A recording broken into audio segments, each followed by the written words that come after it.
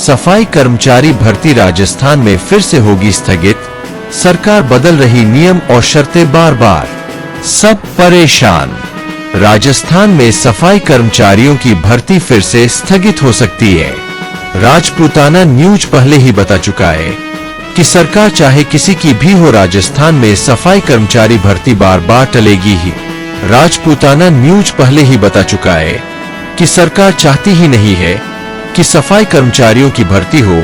वहीं इसमें सफाई कर्मचारियों की यूनियनों के नेता भी केवल नौटंकी ही कर रहे हैं। सफाई कर्मचारियों के नेता भी नहीं चाहते हैं कि सफाई कर्मचारियों की भर्ती हो, क्योंकि ये नेता अस्थायी कर्मचारियों के ठेकेदारों से सांठगांठ कर मोटा माल कमा रहे हैं। ऐसे में नेताओं, यूनियनों के नेताओं और सरकारी प्रशासन की मिलीभगत के चलते ठेका कर्मियों और अस्थायी कर्मचारियों के बहाने होने वाली मोटी कमाई को कोई नहीं छोड़ना चाहता है।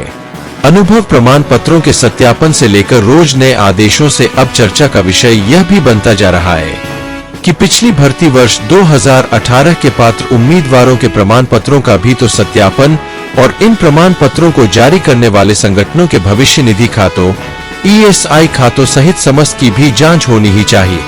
वर्तमान में सबसे ज्यादा परेशानी बेरोजगार आवेदकों को हो रही है।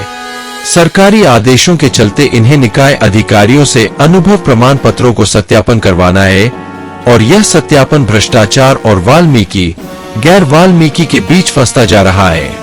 वर्तमान आदेशों के अनुसार अगर अनुभव प्रमाण पत्रों का सत्यापन होता है तो पूर्व में इस ही भर्ती परीक्षा में आवेदन कर चुके उम्मीदवारों और पुनः आवेदन करने पर विरोधाभास उत्पन्न होना ही है। इस विरोधाभास के चलते अनुभव प्रमाण पत्र जारी करने वालों के खिलाफ भी कार्यवाही हो सकती है।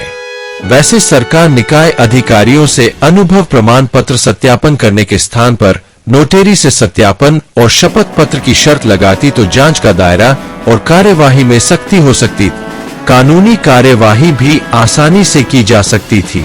लेकिन नए आदेशों से अनुभव प्रमाण पत्र सत्यापन करने वालों पर ही सवाल उठ रहे हैं। सवाल तो यह भी है कि इन सत्यापन करने वाले अधिकारियों की योग्यता क्या है और किस योग्यता के आधार पर इन्हें नियुक्तियों के बाद इन पदों पर लगाया गया है। अधिकांश सत्यापनकर्ता अधिकारियों के खुद के नियुक्ति आवेदन दस्तावेजों में भारी हेराफेरी होने की आशंका आवेदनकर्ताओं में दिखाई दे रही है। वर्तमान में राजस्थान में सफाई कर्मचारियों की भर्ती के आवेदनकर्ताओं को अनुभव प्रमाण पत्रों के सत्यापन में गहरी समस्याओं का सामना करना पड़ रहा है। वाल्मीकि समुदाय के अधिकारी गैर वाल्मीकि वालों के अनुभव सत्यापन में रोड़ा लगा रहे हैं, तो गैर वाल्मीकि वाले वाल्मीकि आवेदनकर्ताओं के अनुभव सत्यापन में फच्चर लगा रहे हैं। परेशान सारे आवेदनकर्ता हो रहे हैं, मजे नेताओं को आ रहे हैं। सरकार तो चाहती ही नहीं है कि भर्ती की प्रक्रिया आगे बढ़। मजेदार स्थितियां तो यह भी बनी हुई है कि अनुभव प्रमाण पत्र जारी करवाने से लेकर सत्यापन तक मोटी रकम का चलन तेजी से चल रहा है।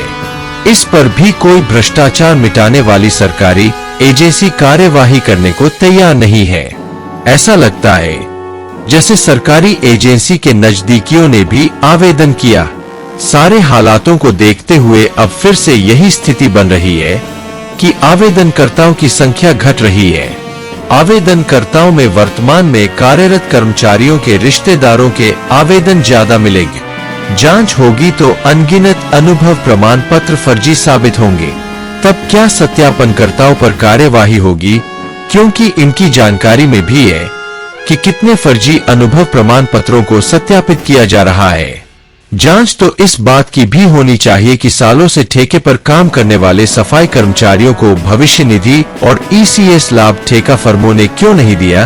क्या कर रही है सरकार की ये एजेंसियां? क्यों नहीं जानकारी ली एजेंसियों ने निकायों से? क्यों नहीं निकायों ने इसकी जानकारी ली ठेकेदारों से? कुल मिलाकर सब कुछ गोलमाल है। योग्यता धारक गर्त में है तो फर्जीवाड़े वाले इन योग्यता धारकों पर राज कर रहे हैं, साहब बनकर बैठे हैं। रद्द हो चुके पदों पर अपना नियुक्ति आदेश जारी करवा रहे हैं। फिर चाहे वह कार्यवाहक ही क्यों ना, यह भी जांच करनी चाहिए कि वास्तव में निकायों में कितने नेता हैं जो अपने मूल पद पर काम कर रहे हैं। तो समझ ले कि अधिकांश नेता अपने मूल काम केवल हाजिरी प्रमाण पत्र लगा रहे हैं। काम तो वास्तव में वे कार्यालयों में बैठकर भी नहीं कर रहे, केवल फाइलों की दलाली कर मोटा माल कूट रहे हैं।